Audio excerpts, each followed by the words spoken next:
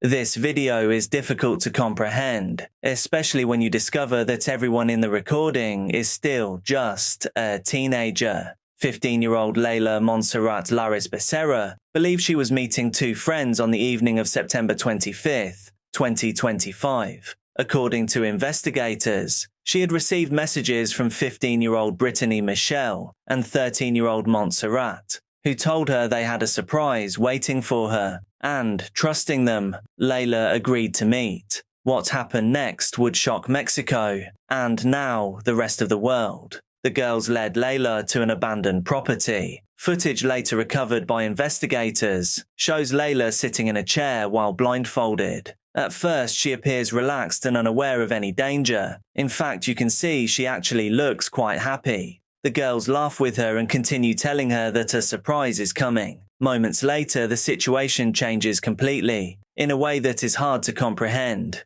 Prosecutors say the pair used a rope to end Ila's time on this earth, while a phone recorded the entire ordeal. The recording would later become possibly the most disturbing piece of evidence in the case. Afterwards, authorities say the girls attempted to conceal everything that they'd done. Ila's body was buried and covered with lime, in an effort to accelerate decomposition and hinder discovery. When Ila failed to return home, her mother reported her missing, triggering a search effort that lasted for days. A week later, investigators located her remains, buried on property connected to one of the suspects. The condition of the body was reportedly so severe that family members were unable to say goodbye in the way they had hoped. Investigators and Mexican media reports suggested that the motive centered on a deteriorating friendship and alleged romantic jealousy. According to reports, Ila had fallen out with Brittany and Monserat after an argument involving a boy that one of the girls was interested in.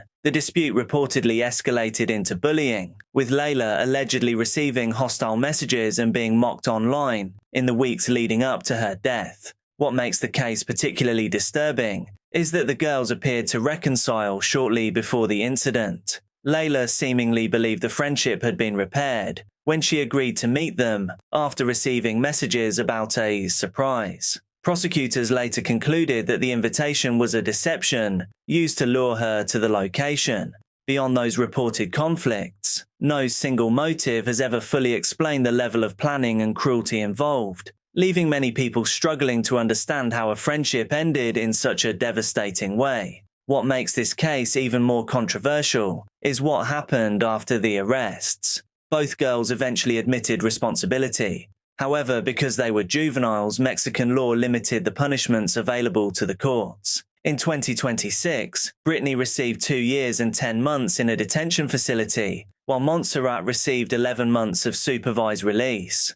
Financial compensation ordered by the court amounted to only a few thousand pesos. The sentences triggered outrage across much of Mexico. For Ila's mother, the fight did not end with the convictions. Instead, she began campaigning for changes to juvenile sentencing laws, arguing that crimes involving deliberate planning and extreme violence should carry far greater consequences, regardless of the offender's age. Today, the case remains one of the most controversial juvenile murder cases in recent Mexican history, not only because of the crime itself, but because of the debate that followed over whether justice was truly served.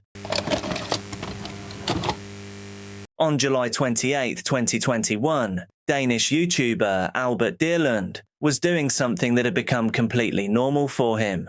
He was, of course, filming content. At just 22 years old, Dyrlund had already become one of Denmark's best-known online personalities. Across YouTube and Instagram, hundreds of thousands of people followed his music videos, comedy sketches, and behind-the-scenes glimpses into his life. He had built a successful career from entertaining people online, and had even starred in the award-winning comedy film Team Albert, a story that mirrored his own rise as a content creator. That summer, Dyrlund was traveling in northern Italy. The dramatic peaks of the Italian Alps provided an incredible backdrop for filming, and on the afternoon of July 28th, he was reportedly recording a video near Mount Ceseda in the Val Gardena region. The area is famous for its breathtaking scenery, but it is also known for steep cliffs, rocky terrain, and sudden drops that leave little room for error. According to Italian media reports,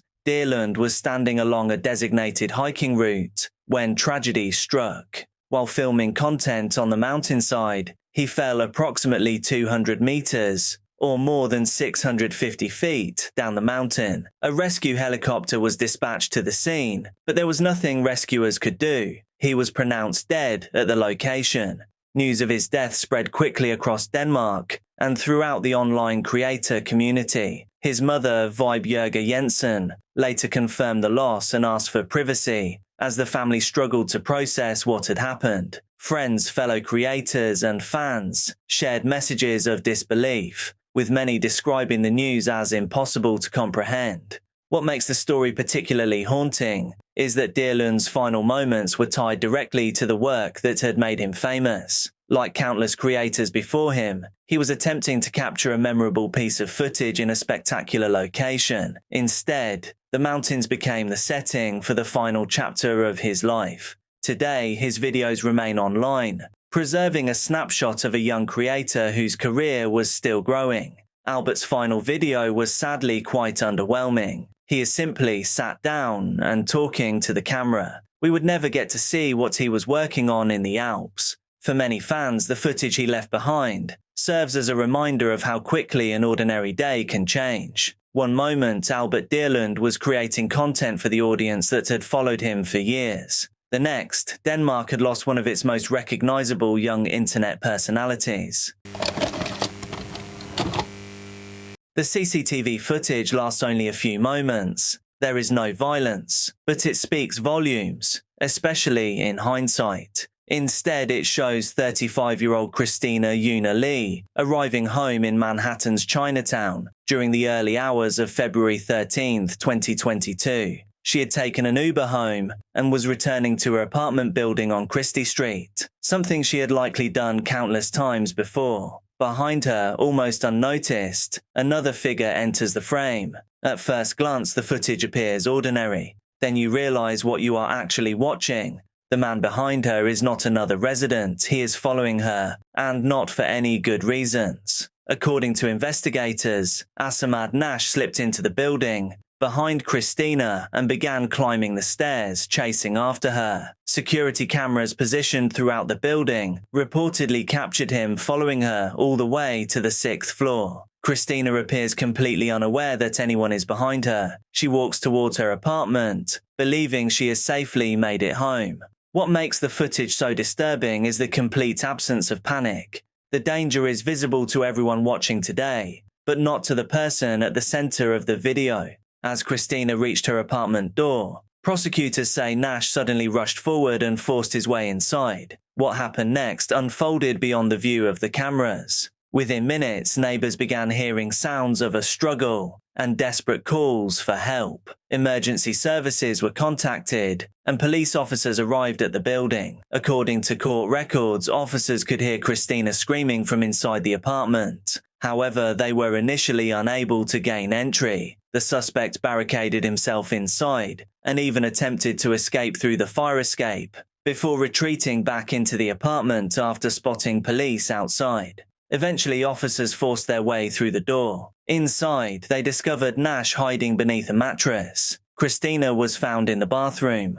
She could not be saved. The case quickly attracted national attention. Christina was a respected creative producer who had worked with major brands and was known by friends and colleagues as a kind, talented, and vibrant person. Her death devastated not only her family but also New York City's Asian American community, which was already experiencing heightened fears following a series of attacks in the years surrounding the pandemic. In 2024, Asamad Nash pleaded guilty to murder and burglary charges and was sentenced to 30 years to life in prison. Yet for me, it is the surveillance footage that remains truly impossible to forget. It captures the final normal moments before Christina realized she was no longer alone. A few seconds of ordinary-looking footage became the last recorded images of a woman simply trying to get home safely.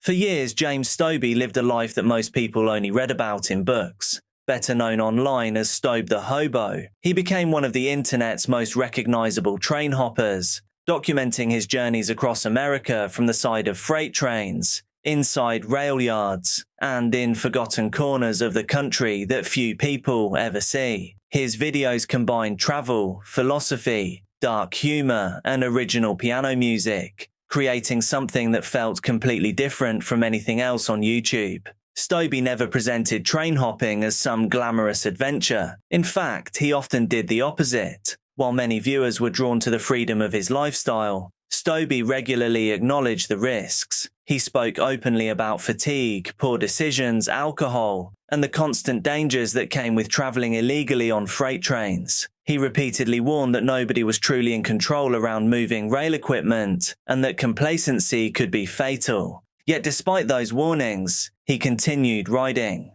By 2017, Sto had accumulated more than a decade of experience on the rails. His knowledge of train routes, rail yards, and rail operations was extensive, and many viewers considered him one of the most experienced train-hopping filmmakers in the world. Then, in November 2017, everything came to an abrupt end. There was no dramatic farewell, no indication that anything is wrong, and no sense that viewers are witnessing the final chapter of a life that would soon be over.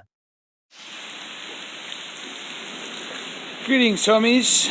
Today's update finds me near Baltimore. This train was pretty darn fast, based on what I expected. I got on in Rocky Mount about midnight, and I was planning on staying on the entire way to Jersey.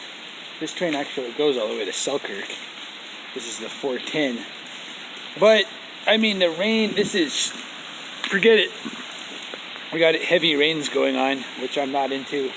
At the time, it was simply another Sto the Hobo upload. This was a final goodbye. Just nobody knew it yet. What happened after the camera stopped recording remains far less clear. The events of Sto's final night were either not captured on video, or at least no such footage has ever been released. There is no final recording that explains exactly what happened. Instead, investigators were left to reconstruct events using physical evidence, witness accounts, train communications, and police reports. On the morning of November 8, 2017, train crews near Baltimore reported discovering a body between active rail lines. Subsequent police communications identified the deceased as James Sto, who was just 33 years old. The exact circumstances surrounding his death have remained the subject of discussion ever since. Reports circulated that he had been walking on a rail bridge when an Amtrak train approached. Some accounts suggested he may have become trapped, with nowhere safe to go. Others claimed that his backpack became caught by the passing train, causing him to be dragged a considerable distance. Whatever happened in those final moments, the result was the same. 3 days later, police officers arrived at his family's home in Colorado to deliver the devastating news. A man who had spent years documenting thousands of miles of travel across North America was gone. Today, Sto's channel remains online, continuing to attract new viewers who discover his work for the first time. His final journey may never be fully understood, but the videos he left behind ensure that his voice, humor, and unique perspective continue to travel long after the trains themselves have passed. I don't know what's going to happen, but I'm dry, and that's what matters now. Out. For more than a decade, Liam Payne lived a life that very few people ever experience. Born in Wolverhampton, England, he first appeared on The X Factor as a teenager before becoming one of the 5 members of One Direction. What followed was one of the most successful careers in modern pop music. The group sold tens of millions of records, filled stadiums around the world, and became a cultural phenomenon. After the band's hiatus, Liam launched a solo career, released hit songs of his own, and became a father to his son, Bear. Along the way, he also spoke openly about his struggles with fame, alcohol, mental health, and the pressures that had followed him since adolescence. In September 2024, Liam traveled to Argentina with his girlfriend, Kate Cassidy. The trip was initially planned as a short holiday, but eventually stretched into a 2-week stay. During their time there, Liam attended a concert by former One Direction bandmate Niall Horan. In videos posted online, he appeared excited about the reunion, telling followers that there were things he wanted to discuss with his old friend.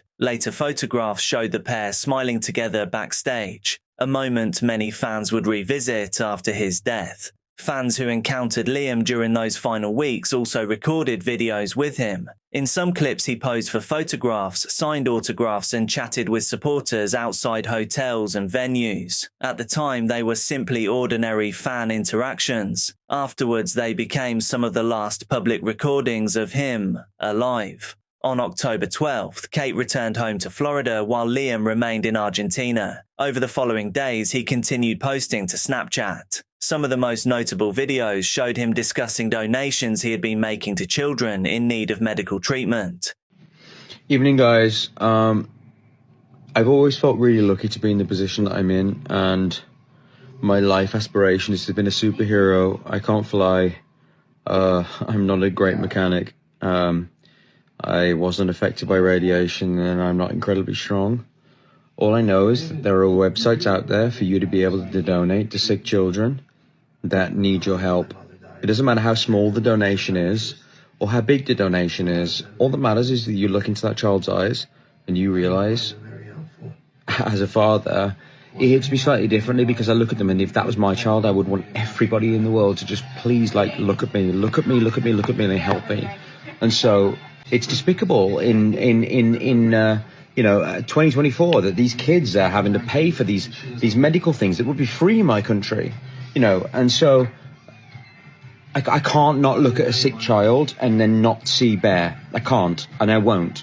And so when I see one that I can help out with, I'm there. Speaking about his role as a father, he explained that seeing sick children affected him deeply and that he wanted to help however he could. Then came October 16th. Hours before his death, Liam was photographed entering the Casa Sur Hotel. That image would become one of the final photographs ever taken of him. As the afternoon progressed, concerns began to emerge. One hotel guest later described seeing Liam in the lobby, behaving in a way that seemed unusual and distressed. Another recalled hearing loud crashes and violent banging noises coming from an upper floor room. Staff reportedly entered and exited the room multiple times throughout the afternoon. The final publicly available footage of Liam would be made up of various bits of CCTV from the hotel. At some point, hotel employees became sufficiently worried that they called emergency services. The now widely reported call paints a troubling picture. The receptionist told operators that a guest appeared to be under the influence of substances or alcohol and was damaging property inside his room. More significantly, he expressed concern about the balcony attached to the room and stated that he feared the guest could be in danger. The urgency in the call increases as the operator asks questions, with the employee repeatedly requesting immediate assistance. Emergency responders were dispatched immediately. Meanwhile, according to later reports, hotel security footage captured Liam being assisted back toward his room shortly before the incident. Investigators would later examine these recordings in an effort to reconstruct his final movements. At approximately 5:07 p.m., everything changed. Witnesses reported hearing a loud scream followed by a heavy impact in the hotel's internal courtyard. Police officers arriving at the scene found that Liam had fallen from the third-floor balcony of his room. Emergency personnel reached him within minutes, but his injuries were catastrophic. There was nothing they could do. At just 31 years old, Liam Payne was gone. The investigation into exactly how and why the fall occurred would continue long afterwards. But the final timeline remains haunting. A holiday that lasted longer than expected, a reunion with an old friend, messages about helping sick children, a final photograph entering a hotel, fragments of footage as his mental state degraded, then a frantic emergency call, a race against time, and the last moments of a life that millions of people had watched unfold since he was just a teenager. The price of fame is often far higher than its worth. At first, the footage looks pretty peaceful. The camera shows a paraglider soaring high above the Austrian Alps, beneath a bright blue sky. Snow-capped mountains stretch into the distance. The air appears perfectly calm, and there is no indication that anything is wrong. Then, without warning, an aircraft appears. For a split second, it is difficult to process what you are seeing. The small plane emerges from behind Sabrina's position and flies directly through her paraglider. The impact tears apart the canopy above her, instantly destroying the wing that had been keeping her in the air. What had been a relaxing flight suddenly becomes a fight for survival. The incident occurred on May 23rd, above the mountains near Zell am See in Austria. Sabrina, an experienced 44-year-old paraglider pilot, had launched from the Schmittenhöhe area and was flying above the Pinzgauer Hütte when the collision happened. According to investigators, a single-engine aircraft conducting a local sightseeing flight was unable to avoid her in time. The footage captures the exact moment everything changes. As the aircraft disappears from view, Sabrina's damaged paraglider collapses. The camera begins spinning violently as she drops toward the mountains below. For several terrifying seconds, there is little more than sky, ground, and rapid rotation as gravity takes over. What makes the video even more remarkable is what happens next. Despite the chaos, Sabrina reacts exactly as she had been trained to. She deploys her reserve parachute, a backup system designed for precisely this kind of emergency. The reserve opens successfully, slowing her descent and transforming an almost certain catastrophe into a situation she can still survive. The rest of the footage shows her drifting toward the forest below, still spinning but now under control. Eventually she reaches the ground and lands safely on a forestry road. A police helicopter later transported her from the scene. Amazingly, her injuries were limited to bruises and scrapes. The pilot of the aircraft was also unharmed.